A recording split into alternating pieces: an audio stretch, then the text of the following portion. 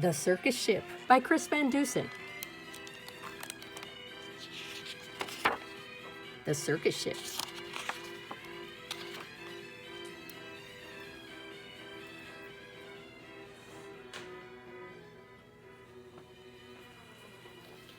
"5 miles off the coast of Maine and slightly overdue, a circus ship was steaming south in fog as thick as stew. On board were 15 animals who traveled to and fro. The next day it was Boston for another circus show. The captain, Mr. Carrington, was honest and sincere. He thought that they should drop the hook and wait for things to clear. But Mr. Payne, the circus boss, was terribly demanding. He stomped up to the helm where Captain Carrington was standing and screamed, "Don't stop, keep going, I've got a show to do. Just get me down to Boston town tomorrow, sir, by 2. Then came a crash and awful bash. Things flew into the air. The ship had smashed into a ledge that no one knew was there. The shattered ship began to tip, then sank without a sound. The splashing, thrashing animals swam round and round and round. The captain said to Mr. Payne, "Pray tell, what shall we do? We can't just leave them here to drown. We've got to save them too." "The animals!" yelled Mr. Payne. "Why, sir, what are you, daft? It's me that you should rescue. Pull me up onto the raft. Now ferry me to safety, sir, before I die of cold. Don't question me," barked Mr. Payne. "Just do as you are told." Through chilly water all night long, the animals swam on until they reached an island beach just before the dawn. They pulled themselves up on the shore, bedraggled, cold, and beat, then staggered to the village on weary, wobbly feet. The people in the neighborhood had just begun to rise. When they saw those animals, they had to rub their eyes. They thought they saw an elephant, but wait, how could that be? And what's that little monkey doing in the cherry tree? Soon animals were everywhere and into everything. There's an ostrich in the outhouse. There's a hippo in the spring. There's a tiger in the tulips. There's a lion on the lawn. There's a python in the pantry. It went on and on and on. Mr. Hood was stacking wood and nearly jumped a mile when he found an alligator sleeping on the pile. And Mrs. Dottie Daly, who grew daisies by the bunch, discovered that a zebra had been eating them for lunch.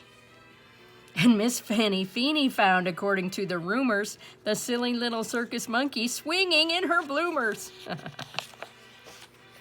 But everything changed quickly, like the turning of the tide, the night the Abbott's shed caught fire with Emma Rose inside.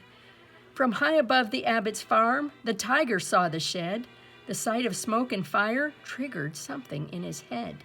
He jumped through flames 1,000 times back in his circus days, so he ran past all the people and he leaped into the blaze. Then everybody panicked, "Help, help, what can we do?"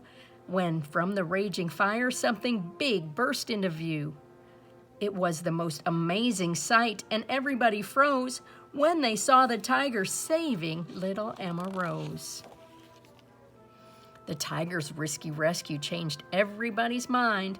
The animals weren't bothersome, the animals were kind. And so they lived together, side by side they got along. It didn't seem like anything could possibly go wrong. Then Little Red, the messenger, came running with the word.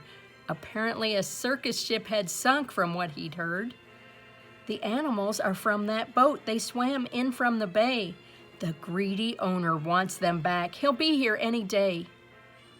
So the people called a meeting where they quickly hatched a plan. No animal that came ashore would sail off with that man. The next day, at the crack of dawn, a ship was at the pier, and up the lane marched Mr. Payne, whose voice was loud and clear. "I am the circus owner. My ship sank in the murk. I've come to find my animals and put them back to work."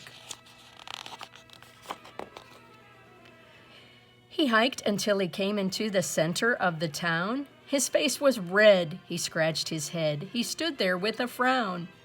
Mr. Payne looked high and low, but still he couldn't see the 15 circus animals of his menagerie.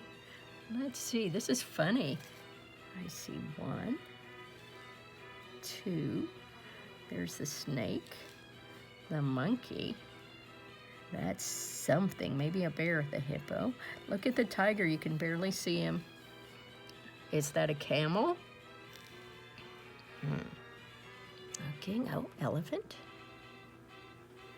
Aha, giraffe. Zebra. Ostrich, that was hard to find. Oh, look, there is a bear. I wonder if I've missed any.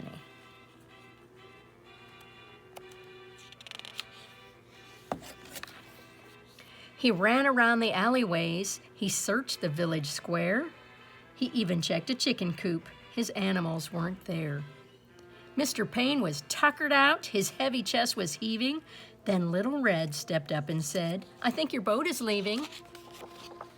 He ran off in a fit of rage. His ship was leaving sight. So he jumped into a rowboat and he rowed with all his might. And from that day, they like to say, their lives were free of pain. It was a happy, peaceful place upon that isle in Maine. The end. That was pretty good.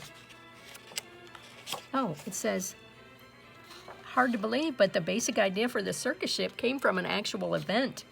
On October 25th, 1836, the Royal Tar, which was a side-wheel steamer, was sailing from St. John, New Brunswick to Portland, Maine, and on board were 103 passengers and a complete circus, including an elephant, 2 lions, a tiger, a leopard, 6 horses, 2 camels, a gnu, 2 pelicans, and a collection of exotic serpents and birds, as well as a full band.